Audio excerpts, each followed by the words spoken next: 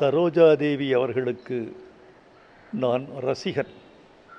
சிரித்தால் முழுமையாக சிரிக்கின்ற முகம் சரோஜாதேவி முகம். அழுதால் முழுமையான அழுகையை காட்டுகிற முகம் சரோஜாதேவி முகம். சரோஜாதேவிக்கு ஆரம்பத்தில் ஒரு குறை இருந்தது. தமிழை தமிழாக பேச முடியாத கன்னடம் நனைந்திருந்தது அவர் வசனத்தில் என்ற ஒரு குற்றச்சாட்டு சொல்லப்பட்டது. அதையே அவர் வெற்றிகரமான குணமாக மாற்றினார். உடைந்த தமிழில், கன்னடம் நனைந்த ஒரு தமிழில் அவர் பேசியதையே ரசிகர்கள் ரசிக்க ஆரம்பித்து விட்டார்கள். எம்ஜிஆருக்கு எத்தனையோ கதாநாயகிகள் வாழ்வில் வந்து போயிருந்தாலும் சரோஜாதேவிக்கு இணையாக எம்ஜிஆருக்கு ஒரு ஜோடி இல்லை என்றே தமிழ் உலகம் இன்னும் நம்புகிறது.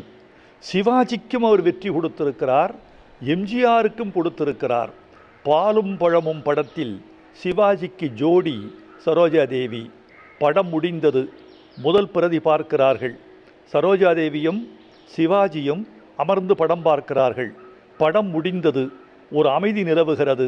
அந்த அமைதியை நடிகர் திலகத்தின் சிம்மக் குரல் உடைக்கிறது.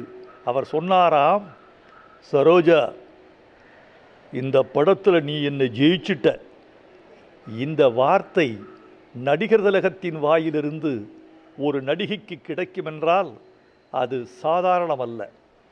அவர் நிரந்தரமான கதாநாயகி. அவருக்கு மூப்பே இல்லை. மழை பொழிந்து கொண்டே இருக்கும் என்ற பாடலை பாருங்கள். உன்னை ஒன்று கேட்பேன், உண்மை சொல்ல வேண்டும் என்ற பாடலை கேளுங்கள். ஆலயமணியின் ஓசையை நான் கேட்டேன் என்ற பாடலை கேளுங்கள். சரோஜாதேவியின் நளினம், நடை, பாவம் எல்லாம் அழகு.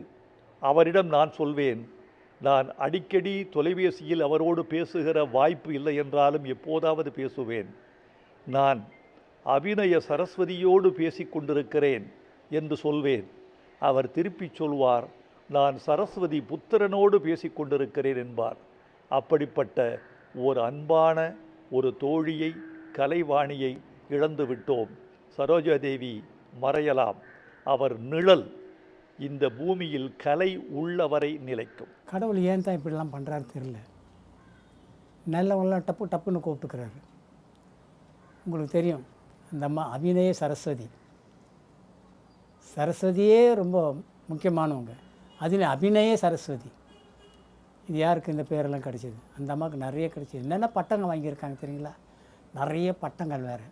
பாடுவாங்க தெரியுமா அவங்களுக்கு? அவங்க நல்ல பாட்டு பாடுவாங்க. எனக்கு தான் தெரியும். ஏன் தெரியும்னா, ஒரு தடவை எனக்கு பாம் பிளாஸ் ஆகி வீட்டில் எதான் மெலோடி தெரு வீட்டில் தான் இருக்கேன்.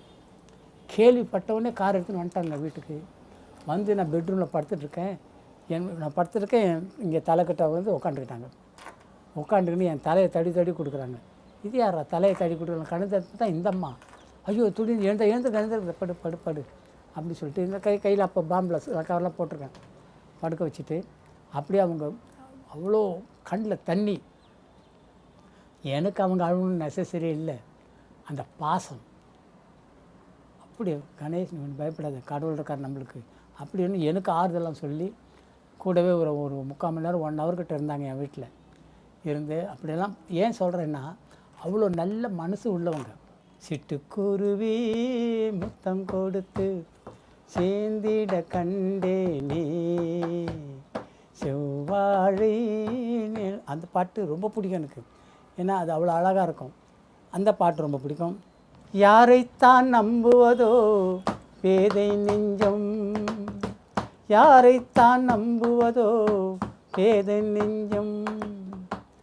இதுவும் அவ்வளோ ஒரு அருமையான பாட்டு. இது ஏன் இதில் ரொம்ப முக்கியமாக சொல்கிறேன்னா, அப்போ நான் விஸ்வநாராமன் பாட்டில் இருக்கேன். நான் தான் பாங்குசெல்லாம் வாசிப்பேன். இந்த பாட்டுக்கெல்லாம் பாங்குஸ் வாசிச்சிருக்கேன்.